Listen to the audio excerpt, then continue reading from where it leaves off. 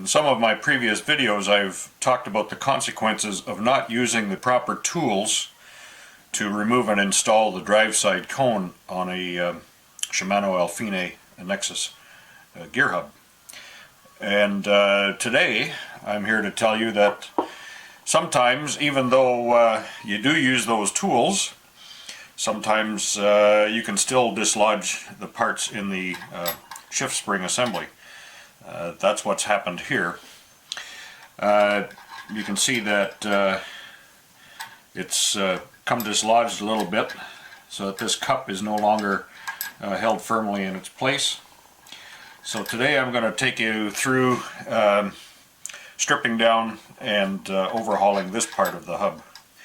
It's probably the most difficult part of overhauling a Nexus Alfine hub, but it is doable with proper tools. The tools and supplies I'll be using for this job will include a needle nose vice grip and a channel lock pliers,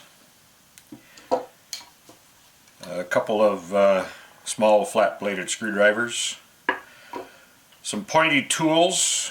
I've got an awl and a dental pick here. We're going to need that to manipulate the springs. And got some base oil here for lubricating the tight places and small parts, and special formulated Shimano Nexus grease. Now, unfortunately, I discovered after I had done the disassembly that the camera was not running. So I didn't capture that on video. However, it's just a matter of stripping the parts off in order and laying them out. And yeah, that part of it shouldn't be too hard to figure out. And here we see all the parts laid out in the order that they came off. And we'll thoroughly clean everything before we reassemble it. Nothing looks broken or bent, so it should be just a matter of putting everything back and make sure all the springs are hooked up and wound up as they're supposed to be. So now we'll begin the assembly, and I'm going to put a link on the screen right here to a web page. It's Aaron's Bicycle Repair, Seattle, Washington. He has an excellent page showing a step-by-step procedure for assembling this hub, and if you between that and this demonstration, it should help you if you have to put one of these together. So, remembering the order that we took these off, you probably can't see it on screen there, but I've got these laid out in the order that they came off. So we'll start with this part here, which if you're following on Aaron's website, he calls this part number 11. Alright, and it installs on here, and you will find tabs that line it up. When it's settled down in a position, there's only one way that it goes correctly, so you can't do that wrong. Alright, so now the next piece, this is part number 10. Alright, this is the clutch actuator. Okay, the purpose of this part is for engaging high-low range. So you'll see a slot in there that engages with the actuator arm. Okay, when it's properly fitted. Actually, as we go here, I should be lubricating this. So I'm going to use the Shimano grease. This is Shimano's special formulated Nexus grease. It's like a semi-fluid grease. And if you coat all the parts that move against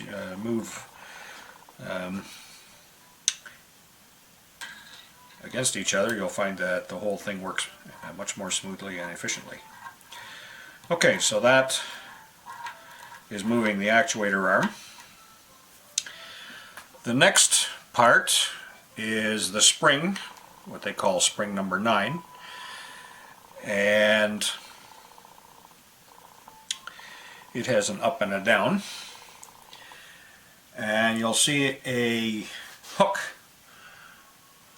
on that part that you just put in there. Okay, so with the spring facing down,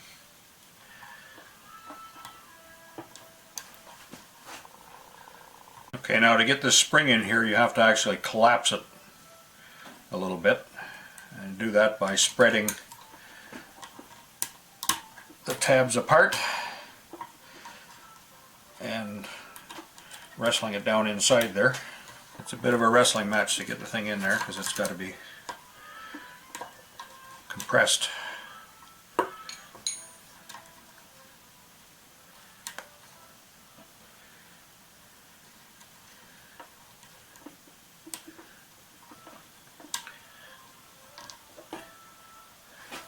Okay, so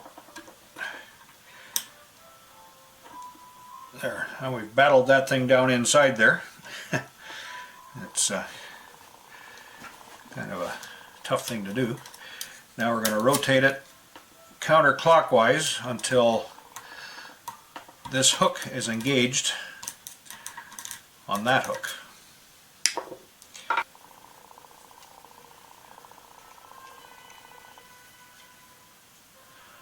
There we go. Okay, so that's hooked in there. Now put this on so that the actuator arm goes through that slot. Now we take the next part,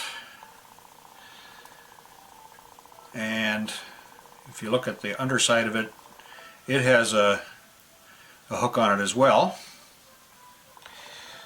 to engage the other end of the spring.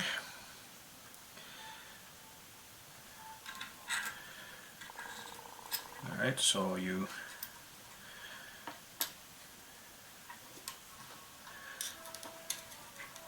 hook the spring up into that. Now we need to rotate this guy, and we use the next part. Forget the number of it now, but if you're following along you'll see, I think it might be part 7 or something like that. Now this has an up and a down. You'll see little divots on these tabs that goes up. Alright, so slide that down. The bottom end engages with that ring.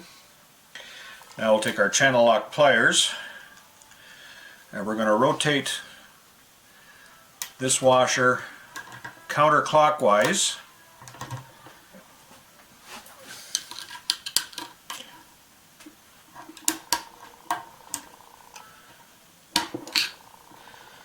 Okay, now when it's all settled into place, it should be level,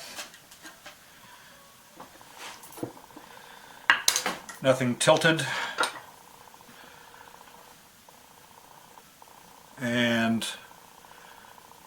the actuator arm should be sticking up in that notch, and you should be able to freely turn the actuator arm with that inner cup by hand. Alright, so that part of it's done. So that spring basically holds the high-low range cup securely to the actuator arm. So at this stage I can explain the functioning of the high-low range selector. This is the clutch which engages the driver to the gear carrier in high range and bypasses the low range reduction unit. Now it consists of a ring with radial splines, on the matching surface that engages the planet carrier, and there's a ring that actually is free floating within the clutch ring, and it has two tabs on it. Those tabs ride in these slots on this cup, and when you install it you have to be very careful to make sure that those tabs are engaged with those slots. So the way that it works is, I'll turn this so that the camera can see it.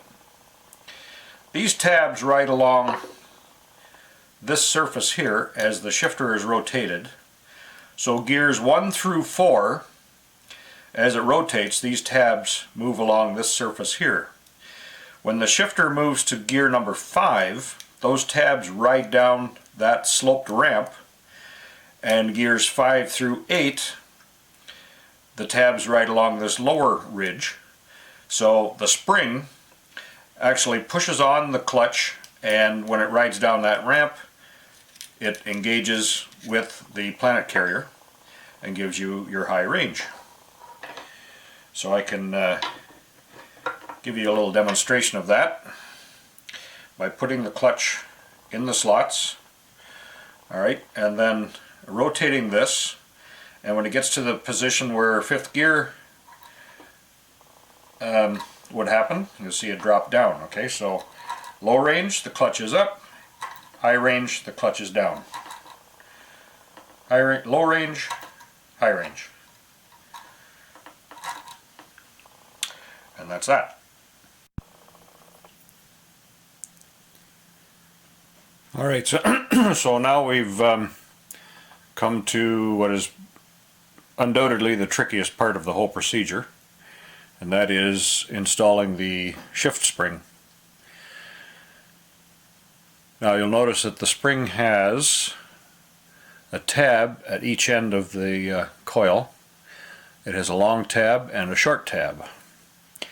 And the short tab goes in first in the down position, and it engages the hook here on this part, and then the next part slides down on the grooves in the axle shaft. Okay, you see two tabs here, and orient it so that, okay, you'll see the other hold that up so that the camera can see it. Okay, so there's a hook here for the other end of the spring to hook into.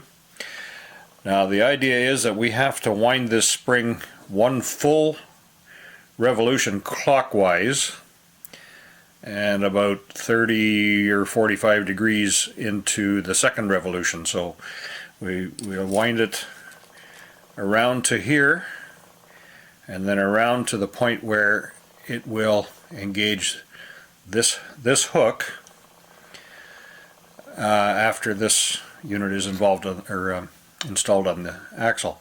Now the tricky part is that you'll see a collar on this part, and the part that the spring sits on down below also has a collar, and the spring has to go on the outside of those collars, and that's where the tricky part comes in. It's going to be tricky enough getting the spring wound up and hooked onto those hooks, but getting it to sit outside of that collar while you're doing it is the tricky part. Okay, here we go. Got the spring in there with the small tab down and engaged with the hook on the part below it. Now we need to wind it up a full revolution and past the full revolution,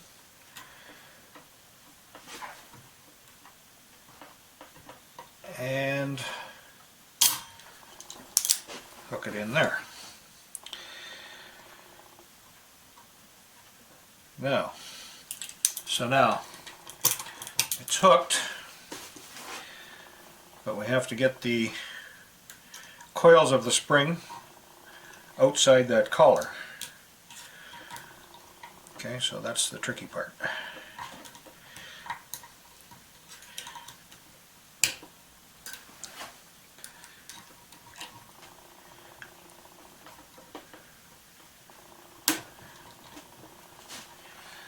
Try and do it without stabbing your finger with the sharp implements.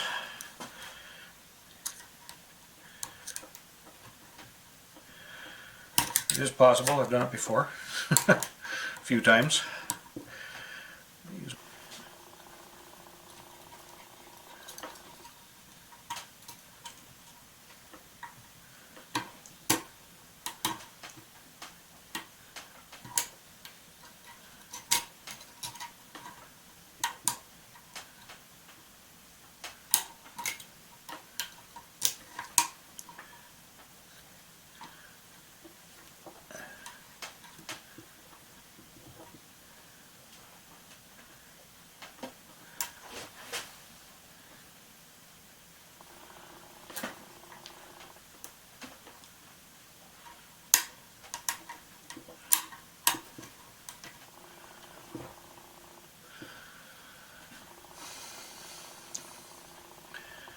Okay, we've got the spring in there, and it's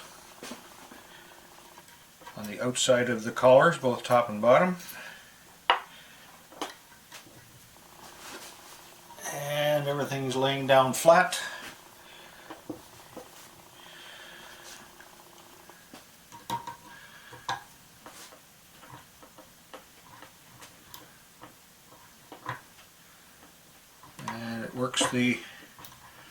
Works the pawls, and it returns to the proper position.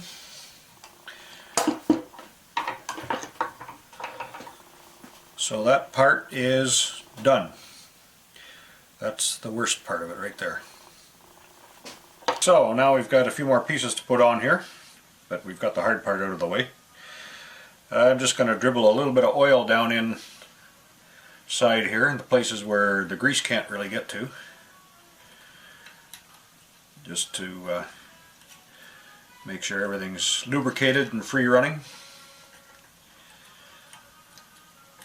And then we will smear a little bit of grease on the other surfaces here.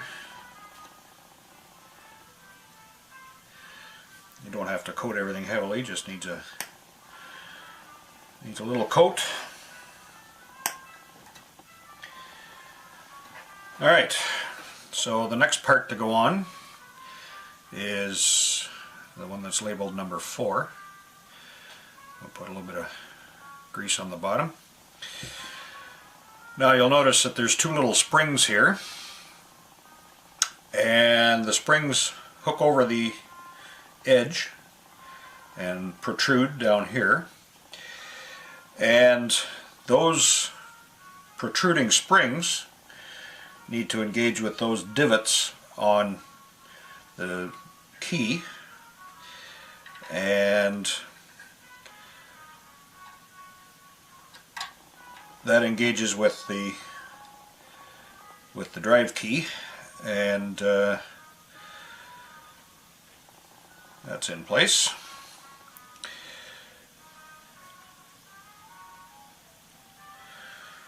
Now, next one to go in place is this guy here. This is the actual drive key. This is the part that the shifter engages to rotate the whole assembly, and that has to go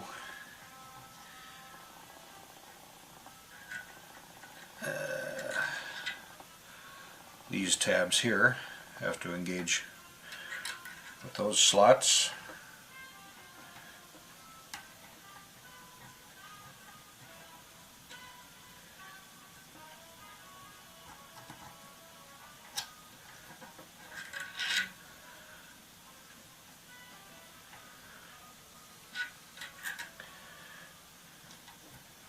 much grease in the way there. Can't see what I'm doing. Okay, there we go. Alright. So, that key rotates the whole assembly, and as you take it around you see the shift pawls actuating.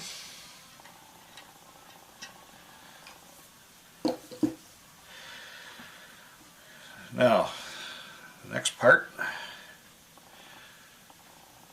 again a little bit of grease under there just to make it ride nice and slick. It's really hard to do any of this wrong at this stage. Okay, you see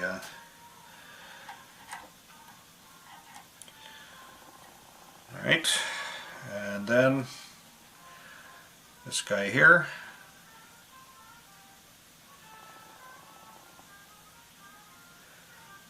Okay, you see a number stamped on the back here. That number should face down. Now these tabs will engage with the slots in the axle, and then you will find that you have to rotate the shift key counterclockwise just a little bit to get that thing to go into place, and then down it goes. Again, we have to rotate that a little bit more because that actually stops it in the default position. Alright.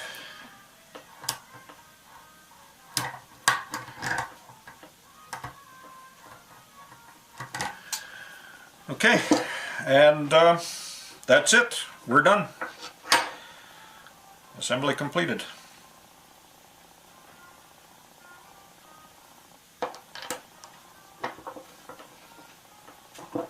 Thanks for watching. Here's some more videos you may enjoy.